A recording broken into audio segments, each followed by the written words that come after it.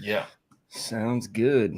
And we are live. We are live All in the right. building with Hello. Witt, the maestro from EA. He's been in the background of Slater making cool, crazy stuff in Slack. And I thought, who better to come on this live stream to talk about games and the game challenge than Witt himself? Welcome. Hey, thanks for having me. You're the man. Yeah, Now we've got a couple of people in the chat. Cool. Hey, chat people. What I thought we could do today, I was going to show you something that I was working on yesterday. I'm not eligible for the competition, unfortunately, but I still like games and like making games. So I just wanted to show something that I was working on, and then kind of talk through the dance, because that's really what it is when you're prompting. It's dancing. You're refining, you're describing, all that stuff. So let me share my screen. Awesome. All right. Let's see. Okay. And I'm going to share my whole screen. So this may mirror for just a sec. All right. Can you see anything? Yep, I've just added that. So we are live with your crazy game. Okay, cool. All right. So I was talking to Mason yesterday, and I don't know. I'm kind of old. I'm 44. I have these memories of all of these different games from when I was a kid. And the thing about them was, like, a lot of them were very simple. And so I'm actually going to just hide that for 1 second. And so he was talking about, using Slater as kind of a prompting method to get game development going. When I was actually in undergrad or in grad school, Mason was one of my instructors, and one of the projects we did for his class was to create a Flash game, which we did. It was super hard. It's really fun, very rewarding. But also, like, when he brought this up, I was just like remembering all of the excitement around that, and all of the, man, it would have been great to have Slater and just generally, AI tools to work with in that capacity. So anyway, he was talking about Duck Hunt, and I'm like, man, I remember Duck Hunt. Duck Hunt was great. So we worked with Slater yesterday afternoon to just kind of get like a really simple, and I don't have any ducks. I just used emojis to kind of populate this stuff, but a really simple duck hunt kind of game with UFOs that you use your mouse as your kind of interaction tool. And as your score goes up, this is not very designed, so bear with me, but as your score goes up, they get faster, and they also appear on screen more frequently, right? So like, we got, all this is doing is creating these little instances and giving it little paths. And there's other things. If I, like, let's say I get up to, usually I get up to about 15, they start getting so fast, I start missing them. And there's a little Easter egg with that. But so this whole setup, this like kind of loose duck hunt frame, I'm going to let them go just so you can kind of see what happens after 10 of them have passed me. The initial setup took about half an hour using Slater. So it was prompting based on using Duck Hunt as kind of like the reference game, and saying, hey, can we create this? And so that's game over. So it turns the clouds into laughing emoji. And yeah, so obviously there's like a ton more we could do with this, a ton more we could do with levels and things like that. But I thought it'd be kind of cool to just walk through the process of setting something like this up. And so I'm going to do that real quick. But I don't know how many folks are on here that are gamers, or, old gamers like me. But the Atari games I go back to all the time, because they, those things were like 64 kilobits, like they were writing these games on this just unbelievably tiny amount of data. And So, there's something to that, right? Like the story that I always tell about Mason's class, where we were building this game, we built a top-down driving game for the smart car. And this was like 2008. So smart car was like launching then. And we spent all this time. We built this Excel spreadsheet that we used to feed in the data for all the tiles to like make the map, and wrote all the physics by hand and stuff. And we got to the end of it, and we were like, man, all right, it all works. You can customize your car. We've got all these sounds. And we started playing it, and I was like, guys, this game is not that much fun. And it's like, oh, okay. So we just spent all this time on this super complicated thing, and it wasn't really fun. There was a guy in the same class who built something similar, probably more similar to Duck Hunt, that was, literally just things that were, I think there were cubes that flew back and forth, and you had a little shooter at the bottom. And that was like the most fun game in the whole class. I think he did it in a weekend versus our like 6 weeks or whatever. So moral of the story there is sometimes the simplest games are the most fun. And if any of you have ever used any of the one button games that are literally just like side scrollers that you use your thumb and you jump, they're addictive, man. They're so fun. So all that being said, as you think about the challenge, keep it simple, just think about what might be fun, repetitive, things like that. So I'm going to walk through real quick how I would set up a project like this UFO duck hunt thing. And y'all can hit me with any questions kind of as we go through. So I'm going to share my screen one more time. Awesome, Witt. That's crazy. And just for anyone watching as well, I think it's worth saying that you built this within a day.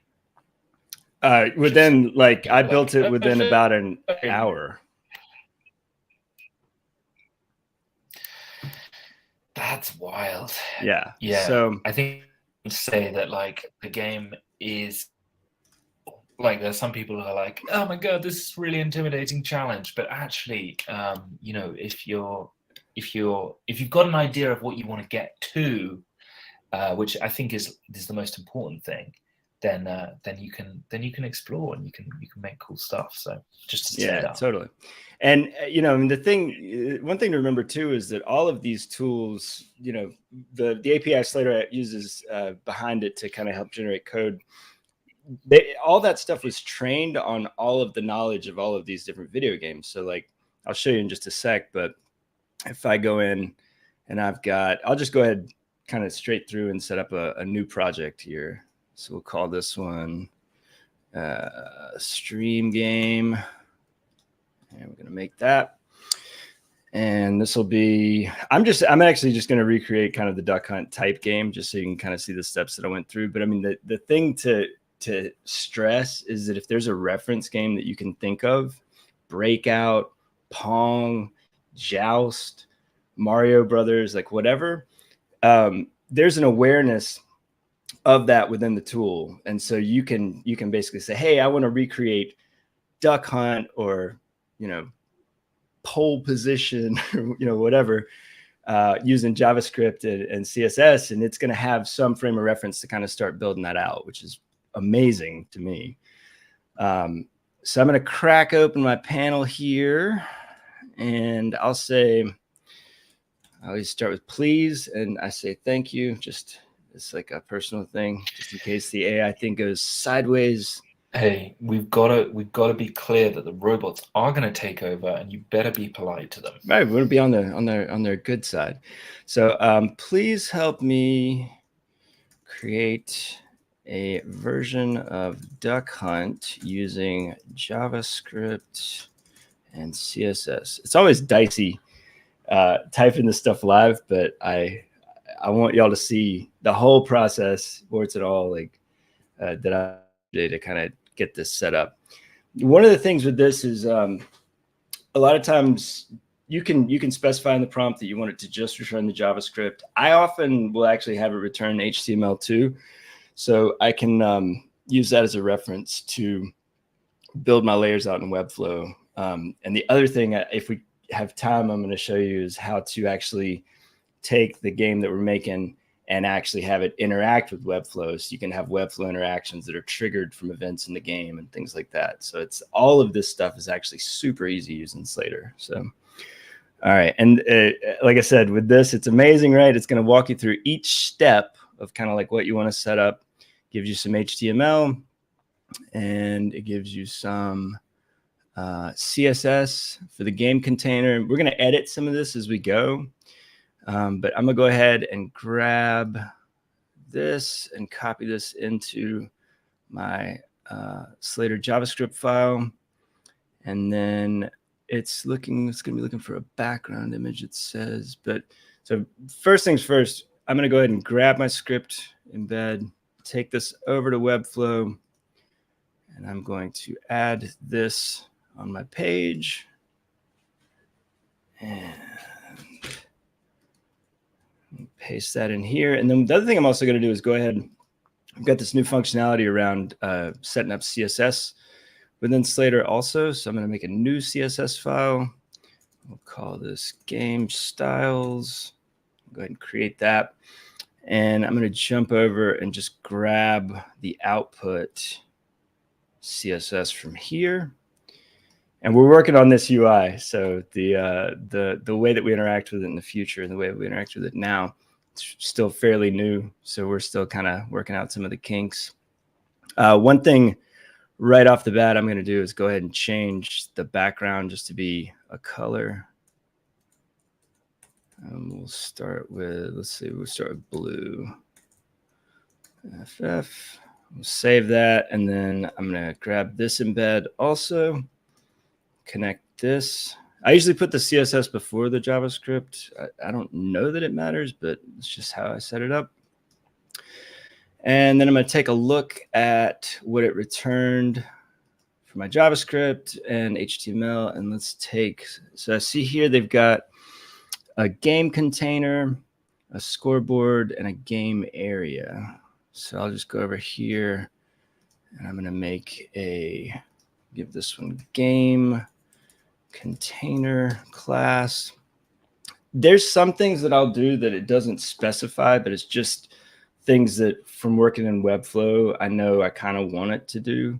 Like, for example, I want the game container to be full screen. So we'll tweak some of the CSS based on that, but I've got that. And then within that, I have a scoreboard container. So, Witt. Yep. Sorry, can I just ask for anyone that's maybe thinking about the same question? Yeah. You've gone to Slater straight away to ask stuff. Yes. And then you're doing from what Slater says, you're then going to Webflow to set up the actual elements so that Slater can talk to Webflow and you know the right elements have functions that affect the right elements in Webflow. Is that right?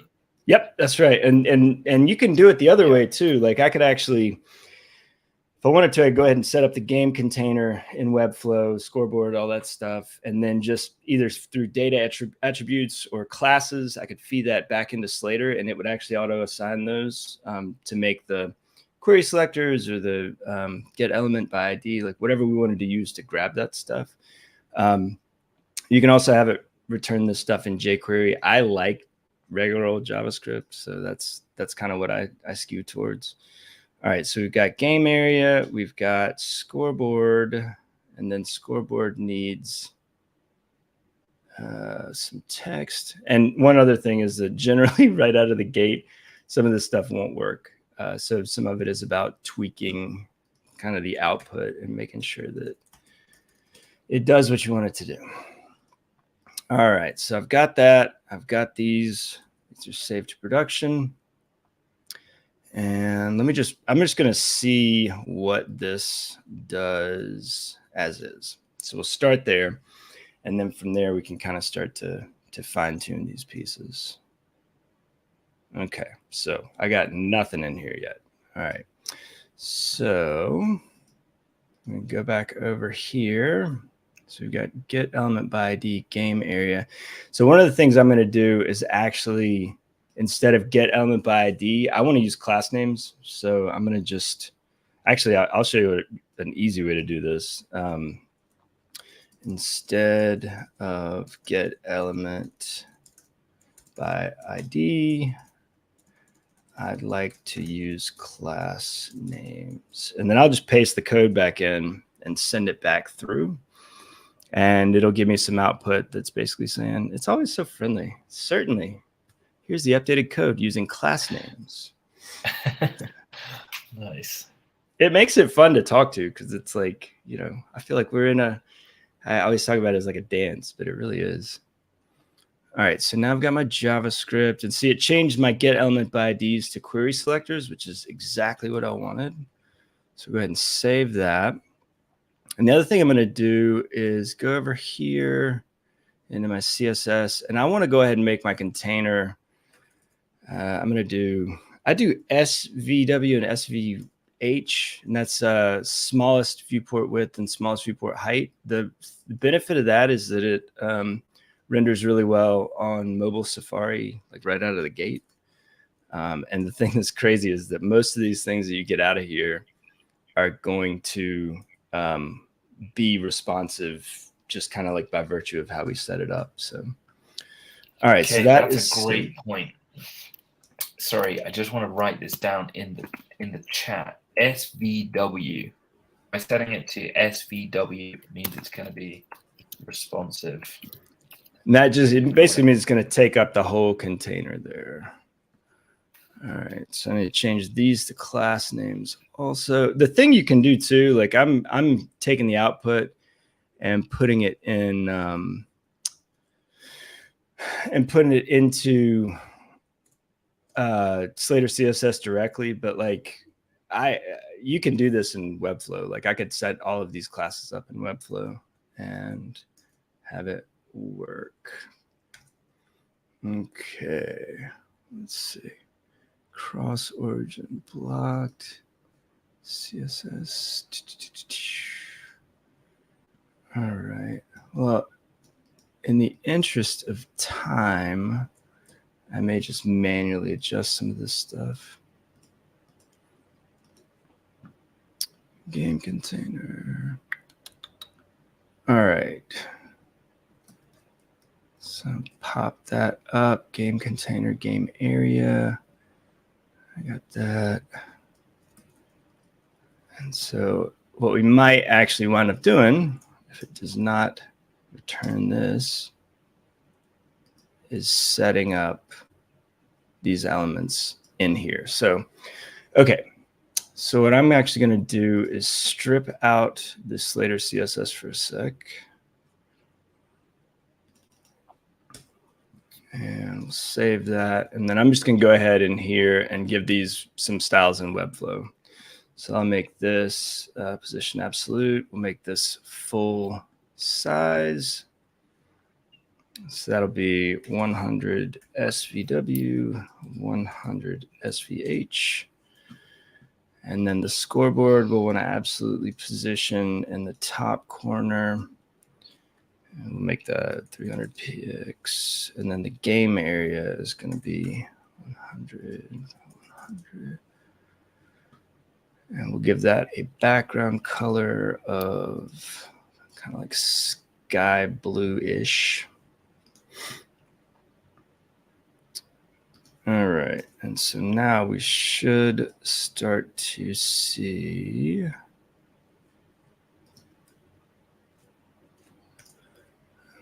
duck hunt loaded.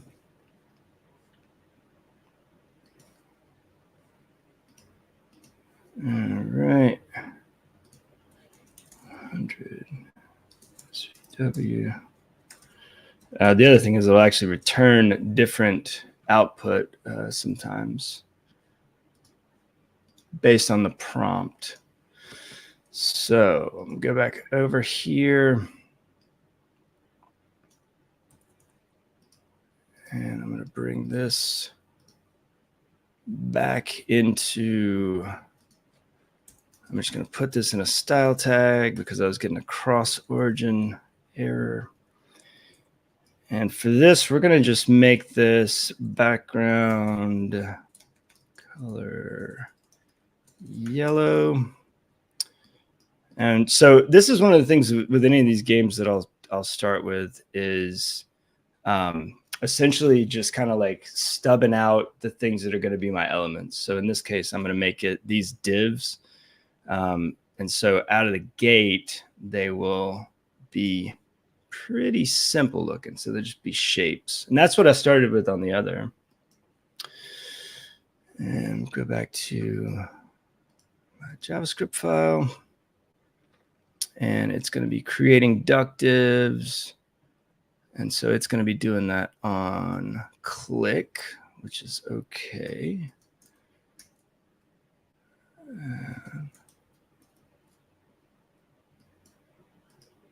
Does it give me like a staging thing?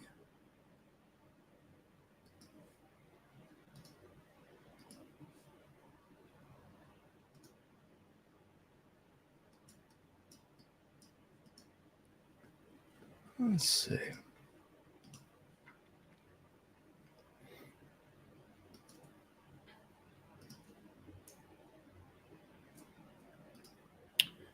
We have this enterprise level staging on this thing, so it may be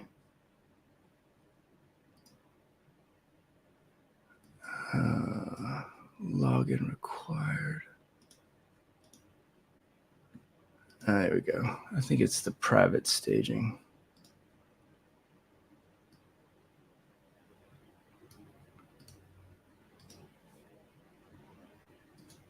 Let's see if that does anything for us. All right.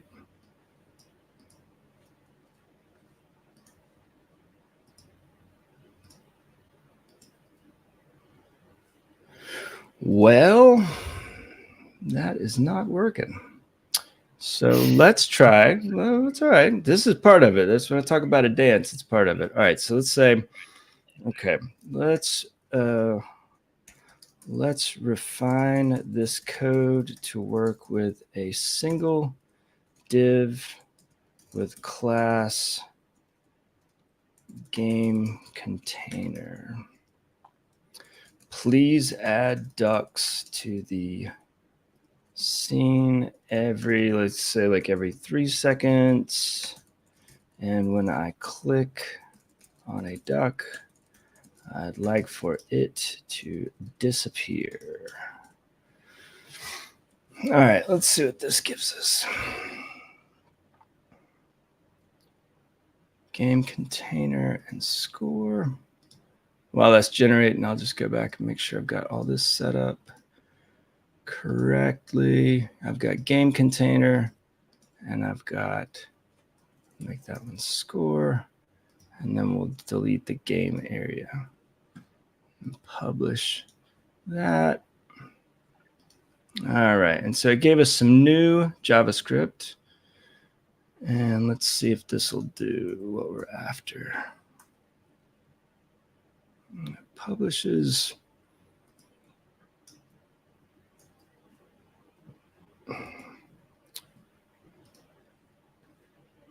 Game container is 100 SVH.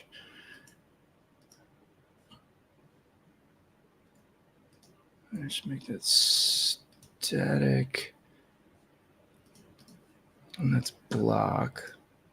What's very strange is that it just seems like my updates aren't being reflected when I publish. So that could be.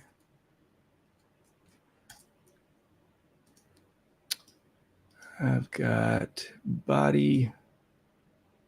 Yeah, so it's returning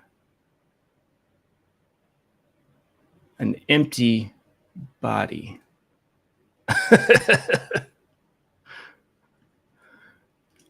I just want to make sure you guys can see that the body is not empty here, correct? The body is, I mean, it's got a div at the top, is it not? Is that what you're saying? Yeah, it has 2 divs. That's what I'm saying. It's not rendering. It's not rendering any of the elements in the body. So I have a feeling that this is a Webflow issue. Let me just put some content in there, though. I'm going to put a div that has a block. We'll make this 100 by 100. And we're going to make this yellow. Because that's, I mean, it's going to be kind of hilarious if the reason we're not seeing anything is because it's a publishing error on Webflow.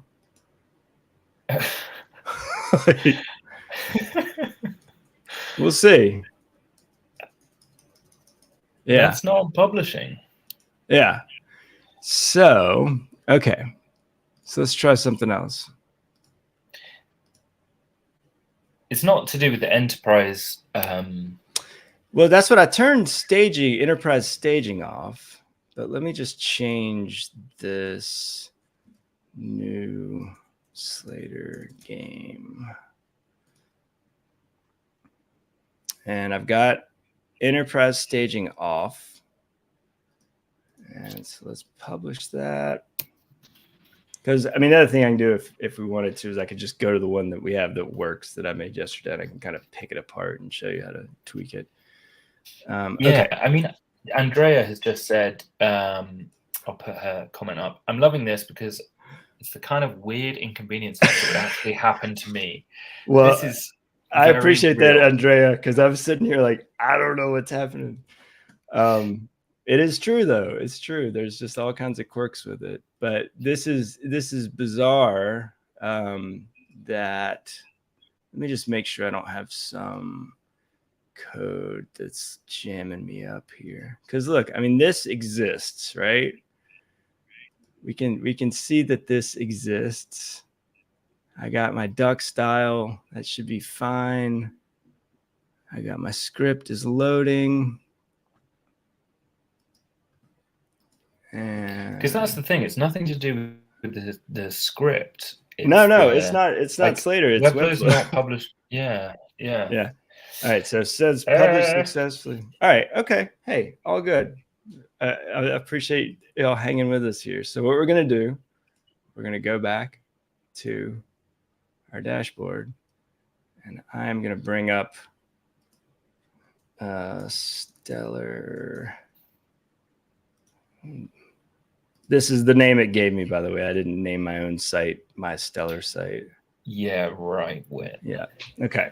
So what we'll do instead is I'm going to manipulate what we've got using Slater based on what we've built, because I just don't want to waste y'all's time while I try to figure this thing out. So, but the gist of it I can walk you through is that if we even look back at some of the prompts originally in my super secret game project here, I can go back into my chat archive and pretty much see every message that I generated. So the initial, let's see, I wanted to, let me see if I can find the first one. So you can see I've gone through like these different instructions. When I hit a duck, I want for it to explode. I want to make the clouds white and fluffy. I started trying to do some like SVG drawing with Slater, which it can handle. But what I landed on was that it was quicker to just use emojis for some of that stuff. But yeah, so you can, one of the things with the archive, it's amazing. You can go back and you can see the output from each one of these things. You can restore different states. Pretty cool. But I'll jump back real quick into this. And let's say, all right, so on here, we've got this published. This is all working, all good. Okay, so let's say I want to change the background color when I shoot 5. So let's see. So if I've got, one thing you can do that I do a lot, and you don't have to do it like this, but you can, is I'll paste the entire code in and say, please change the background color to, let's say, black when I've hit 5 ducks. And so I'm going to feed this in. I'll do 3 ticks right there to paste. And apologies if this is kind of small. Paste that in. And Command Enter will send that for you. And then what it's going to do is give me this code, and it'll tell me where to put it and all that stuff. So I can say, okay, so I've got if score equals 5, I can add that, or I can add the duck add event listener. I can just replace that code. So I'll go over here and I can just grab this whole block and paste that in. And so now it should also, I don't have a control for when I tab away from it. It just will generate a ton of UFOs while it's in the background. So obviously a lot of things you can fine tune, but all right. So now what should happen is I get some of these UFOs. I got 1, I got 2, and again, they get a little bit faster each time. 3, 4. And let's see if this does it. Black. All right, cool. So Slater just basically analyzed the full code that I'm already working with and said, hey, if that's what you want to do, put this here. That's going to do that for you. So are there, like, does anyone, I can't even see if anyone is in chat, but does anyone have any ideas of anything they want to tweak or like change or make weirder? Or Jack, you got anything?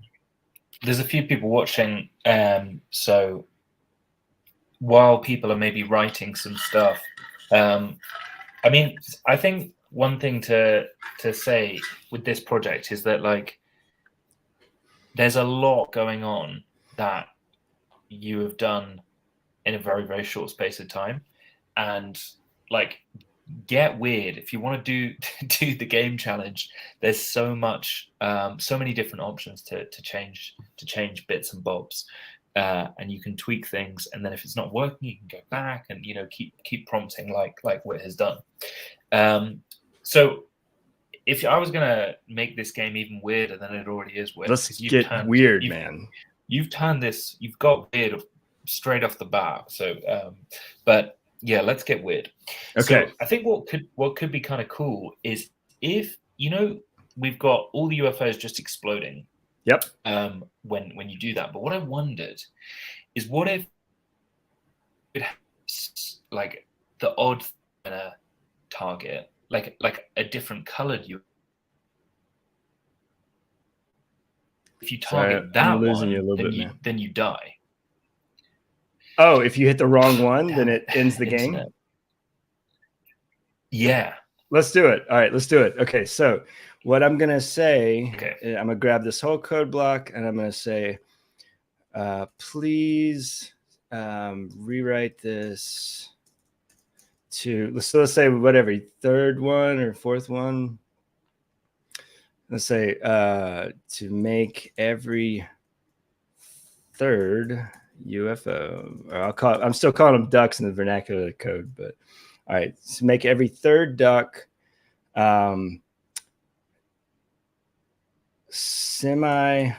make it semi-transparent, and let's say like 50% opacity.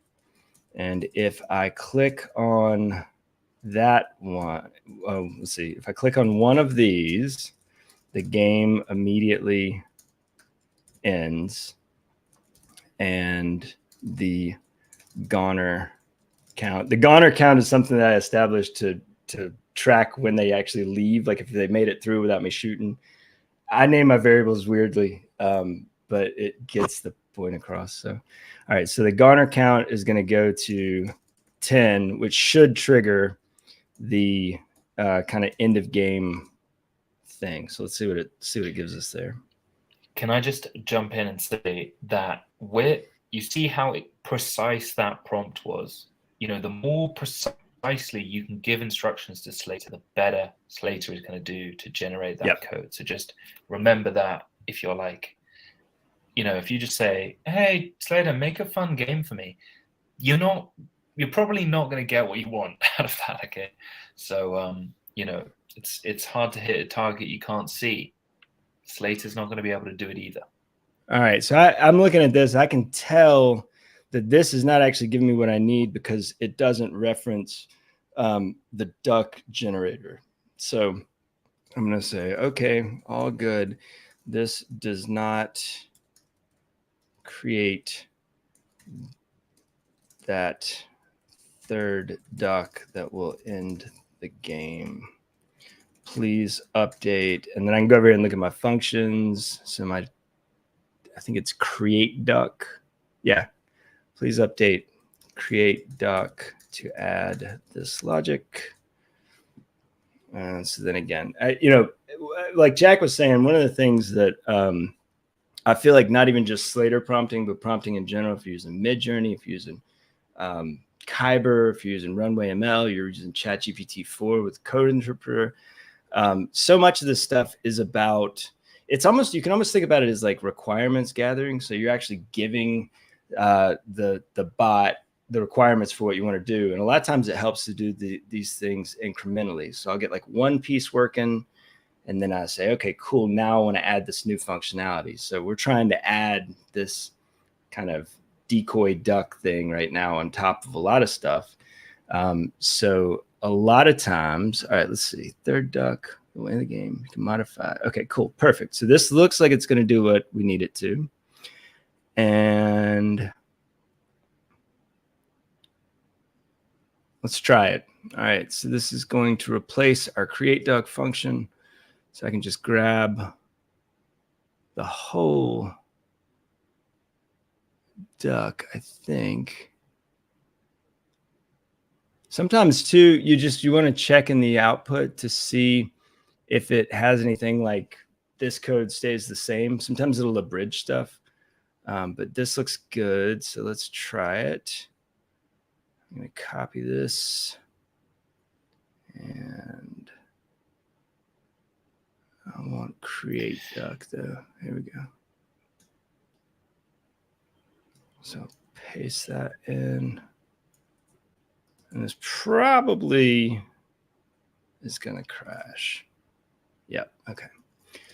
So what I want to do instead is prompt it to please provide the full updated code. This is one of my favorite ones to prompt it with, because a lot of times it'll tell you where it needs to go, but it may not exactly line up. So sometimes if you just say, hey, give me the whole thing, it'll give you what it needs. And it looks like it's giving me some HTML also. So we'll see what happens. All this stuff is kind of a dance. Like you really want to figure out the thing that you're trying to describe to get, and then you kind of zero in on the little pieces to make that stuff change. All right, so that is, all right, something went wrong, of course. All right, so let's see. Let me just get this back to where it's running. Perfect. Okay, so let me try this again. So please, okay, when creating a new duck, please make every third duck a decoy where if I shoot it, the game ends immediately. I want these third ducks to be semi-transparent. And then I'm going to feed in the full code. And then I'm going to also say, please return the full updated code. And we'll see if this gets us a little further. The next one I wanted to try, and I'm going to do it on here, but there's an old Atari game called Joust that was you ride on these ostriches that can fly. And it just has these real simple lines that are essentially kind of like the levels. And you fly and you try to hit each other. And that's the whole point of the game. But I was thinking it'd be kind of fun if it was set up with like a WebSocket. So if you had two people connect, they could actually joust, like duel each other. And you can do all that with JavaScript. Like that's absolutely doable. All right. Still working. If anyone's got any questions while Witt is doing his thing, feel free to dive into the comments, guys. Casey says, joust. An ostrich? Oh What yeah, was Casey. going on? I Great to could. have you in the chat, Casey. You come to a weird one. It is, yeah, and of course, nothing is. Hey, Casey, it's good to see you. All right, let's see if this does anything for us. Mason really enjoyed that, by the way, Witt. So yeah, good. Right. Just keep up the live stream. You're doing a great job. Well, thanks.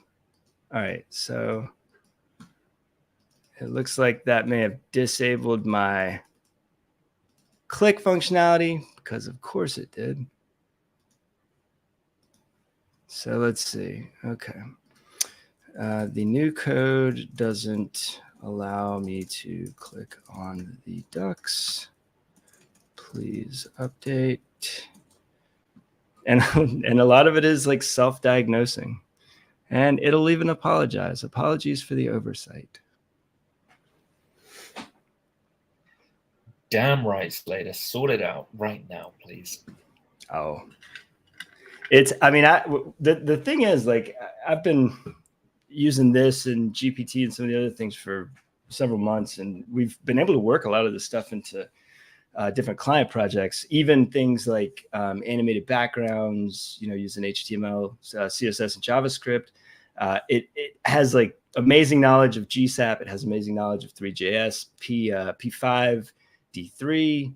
So any of those things, if you ever want to, get familiar with them and experiment, Slater is a fantastic kind of intermediary to understanding how these things work, and also just kind of working with them. It can help, can really help teach you how to use these things. So, all right, let's see what this does when it finishes.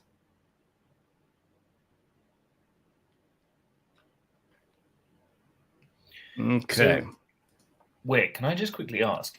This game that you've come up with, did you just think, I like Duck Hunt, I'm just going to make Duck Hunt? Or like, how did you come up with the ideation side of things? I mean, Mason and I were just talking yesterday, and that came out of it. All right, so that is still not doing what I need it to do. So I'm going to reset it. But yeah, I mean, like I said, there's all these old, I don't know if people can remember the games that were like some of the almost like choose your own adventure text games where it's like there's no UI, there's no visual anything. It's just typing and it describes the room you go into and things like that. Like I still love those games. And so I thought about making something like that.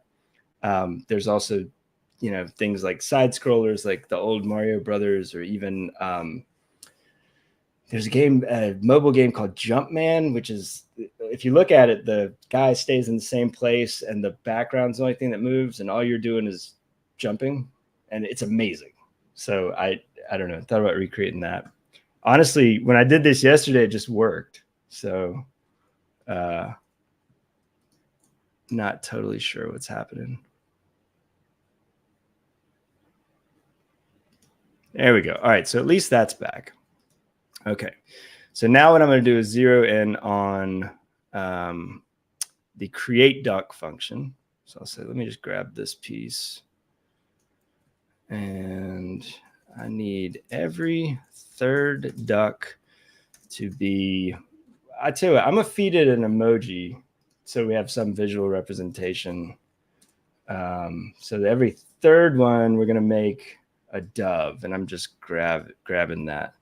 A dove with this character. You can paste emojis into here. Question on that topic. All right. Yep. Sorry, I think I'm a bit laggy, but Casey just said, jumped in late here, but are all the CSS/images, etc., also AI generated, or did you set that manually beforehand? So they're just emojis from the Apple emoji set. And I did that like that because I just was trying to get some SVG drawings and stuff.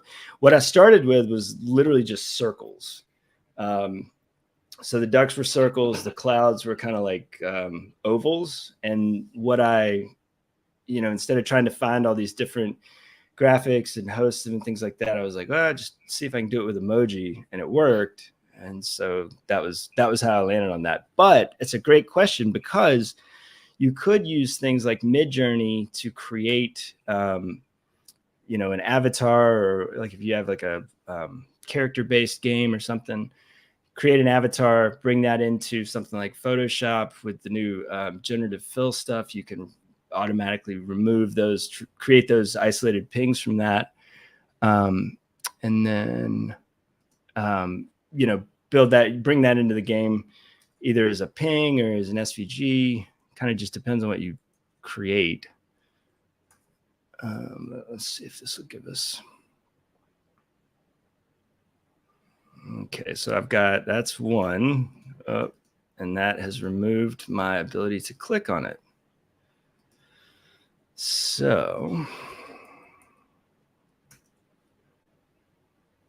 let's bring this back.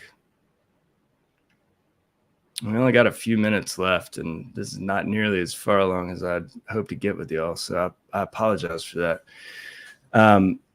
But what I can do with the remaining time is walk you through kind of what it set up and what each function did.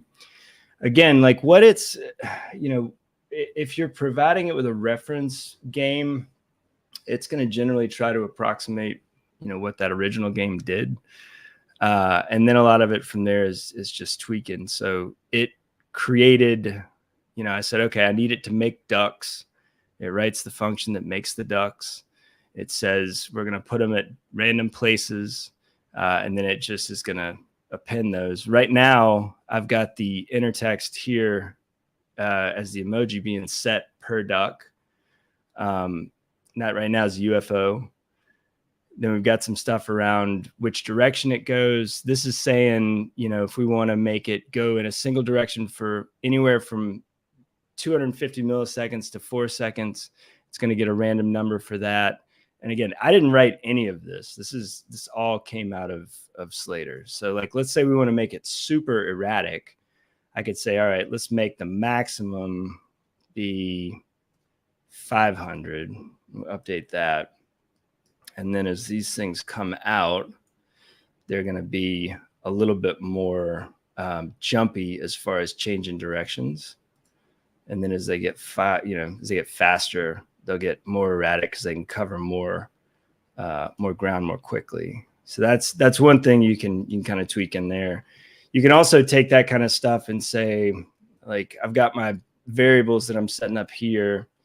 And let's say we want to start faster. Like if you wanted to make like a hard mode that starts at, let's say, 3 or 5.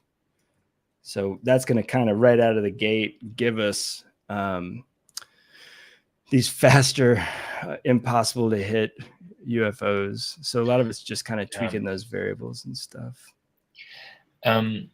We've got a question from Mason. He just says, can you show how to connect Slater to elements in Webflow? Because I think we covered that earlier, but it was quite quick. Yeah. So let me show you. I probably should have done this sooner, but this is one of my favorite ways to use JavaScript and Webflow interactions. So I'm going to make what I call an invisible button. And you don't see it, but it's there. So I'm saying, okay, I'm going to make this button. I'm going to give it class invisible button, and I'm going to make sure that is absolutely positioned. Pop it up in the corner, and there's nothing to it. So it's just that invisible button. I'm going to make a new click interaction on this. And let's say we're going to start a new animation, and we'll make something like, I'm going to say, all right, let's make the grass down here move. So I'll say, let's move the grass 100%. let's see. So we'll make the grass move 100%, and that's going to basically make it disappear. So I'll just start with that. All right, so that's my new timed animation on first click. I've got invisible button. And so now I'm going to come over here and I'm going to say,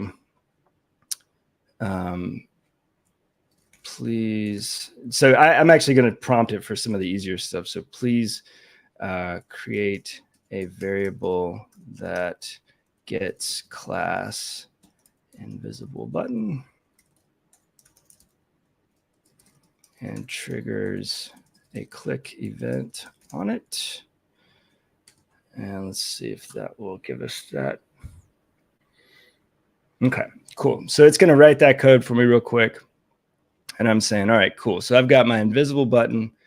I've got my click event. And what I want to do is I'm going to attach this to when the game's over. So that's, again, I know I'm kind of jumping around a little bit because I'm familiar with this, but if goner equals 10, like that's the end of the game, basically. So what I'm going to do is attach that click event in here, and I'll get the, you could also do this with jQuery, but I'm going to just add this to my variables up top, make sure that I have published this. And I'm going to go back over here and save and deploy. What it should do once, I'm going to make them go really fast just so we can get to it quicker. So we'll let these 10 fly by. So it's 1, 2. I won't count every single one of them, but no, please do, please do. No, I mean, I'm happy to, but everybody in the chat, say it with us, okay? Yeah. What is that? 6? 3? I don't know if I lost count. I mean, I could console log it. But all right. So we already have an event that's going to fire at 10. Where it turns red and all the clouds turn into laughing emojis. Okay, and you see it triggered that click event, so the grass disappeared. Now, just imagine connecting any other interaction. Like you could connect Lotties to that. You could connect, complete page reconfigurations. You could use that to display like a game over message if you wanted to do something like that. In fact, let's do that real quick. Let's just make a game over message. And so I'm going to say game over holder. And we'll just make a layer that's on top of here. And while you're doing that, yeah, I'm just going to go through the chat in the last few minutes. Cool. So Eric says, can Slater write everything in jQuery? Do you have to ask it to use jQuery for everything? So you don't have to ask it for everything. You can specify, there's a system prompt up here. I think this is on all accounts, maybe on paid accounts, but you could specify in the system prompt that you want to have jQuery return instead of JavaScript. You could specify you want a TypeScript, and it should stick to that pretty closely. It's not perfect. Like you'll sometimes still get stuff that comes through, like it might provide some HTML, it might provide some CSS, even if you don't ask for it. And some of that is just kind of the nature of the way that we get the data back from the prompt. Like it's not a super easy way to like filter all that stuff out. And we don't necessarily want to be responsible for filtering out the output on our side. So that's how I would approach it. You can also, it does have a little bit of memory. So you could also say something in the beginning of your prompts, like I would like all of my responses to be provided in jQuery, and it'll generally remember that. But again, it's not perfect. But hopefully that kind of answers the question. I mean, the other thing, just say, can you rewrite this using jQuery? Like you can literally just get totally code and then just rewrite that as well. Yeah. All right, so we'll make this, and then we're going to make this flex, and I'm just going to add a big old header that's not blue right in the middle. So we'll have game over holder heading is going to be centered. And then what we can do is, okay, that's all good. Then we can go back to our invisible button and we'll just change our interaction on here. And so the first thing I'm going to do is make the initial state of this hidden. So we'll say make that hidden. And then what I'm going to do is just change this. And again, you could get really, really complicated with these things. I'm just going to keep it pretty simple for right now. And then we can also just give this like an opacity of 0 to start and just kind of fade it in. And we'll say, okay, opacity, we'll do, I like in out quad, we'll make that 100 and save. All right, cool. So game over holder, we want that to start hidden. And I'm going to publish that. And so we've already got the trigger set up. So it should, there's probably gonna be a ton of them on here when I go back over here. But okay, so we'll let them fly by. You guys can count if you want. I'm not going to count each one as they go by though. Jack, you're welcome to. What is that, 2? I think, yeah, that's 3. And you know, you can set this to be, yep, there you go. But the invisible buttons piece is actually really powerful. I use it all the time, not even in Slater context, just to be able to trigger, have more control over when I trigger certain interactions. You can use it for loading animations, but yeah, see, so there you go. There you got your end screen like that triggered from within the code that Slater wrote to kind of end the game. Awesome. So should we just do some recap of this session? So essentially, the more precise you write your prompts, the better Slater is going to do. It's not going to be perfect every time, guys, but that's where this is a dance, like Witt says, you know, as we've definitely shown during this session. It's not like it goes perfect, okay? And that is totally fine. You've got to be a little bit patient. Do things incrementally with your prompts. Don't try and get Slater to just do the whole thing in one prompt. It's not going to do it very well.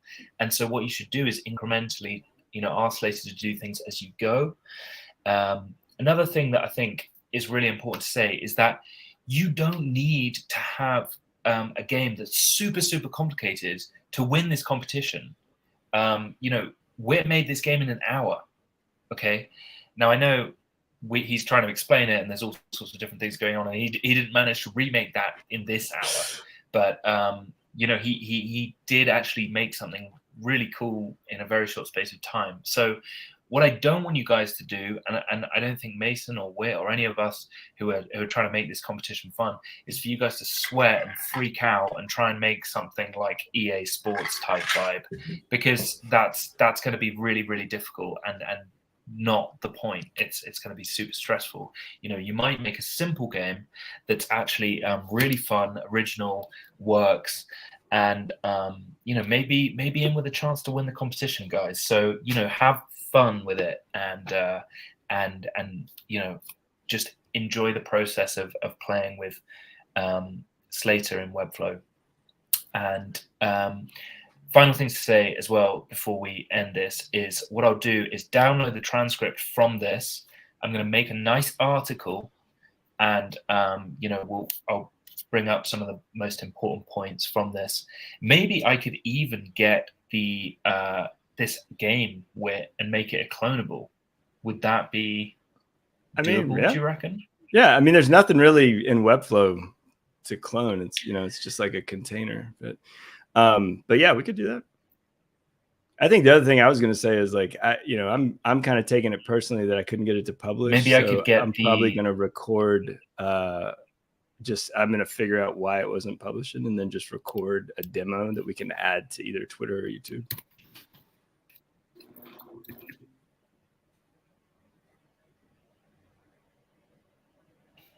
Great thinking. Yes, that's a really good idea.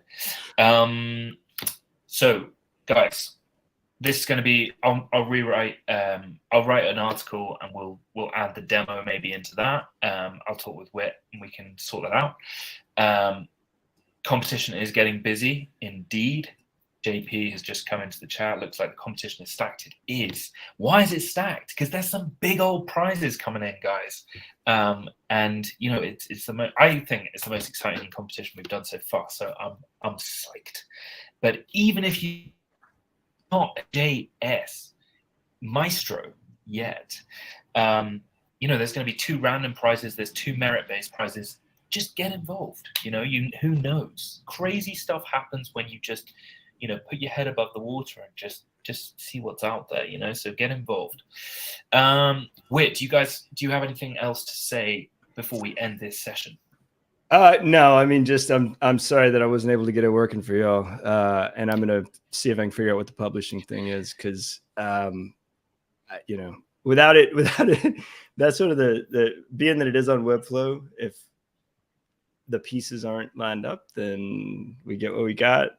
But for anyone that was here, keep an eye out. We'll push it out on Twitter. I'll record a demo when I get whatever that publishing thing straightened out is. So. Hopefully it has not been a waste of your time. So awesome. No, people are loving it in the chat. Eric says life is a dance. Mason says saying this now, everyone is going to win something. Ooh, very interesting. Oh. That's news to me. Looks like competition is stacked. It is, JP. Thanks, Witt and Jack. So fun from Casey. Andrea says, thank you. I've been wondering how to trigger Webflow animations through Slater for a while. So, hey, everyone seems to have enjoyed it, cool. Even though it didn't quite go as smoothly as planned. But life doesn't. That's life. I will say, if anybody wants, like, if anybody, as they're working through it, wants to, like, look at anything together, or, you know, if you get stuck, or you can hit me up on Twitter. We could jump on a Zoom, jump in a Slack huddle, like, whatever. I'm around. So, I love this stuff and would love to help in whatever way makes sense. So, too kind, Witt. Too kind. Thank you, everyone, for joining. Get involved. Share what you're building on Twitter as you're building it. If you want, guys, we'd love to see, you know, what you're up to and how we can support you in the best way possible. There'll be stuff going on Twitter. There'll be stuff going on the Slater website. Plenty of activity. So really exciting time to get involved with Slater. Thanks so much for joining the live stream. Thanks for Witt for just being a legend on here, showing us his cool game. And thank you. Thanks for all the questions in the chat. Appreciate it. Bye, everyone. Thanks, y'all.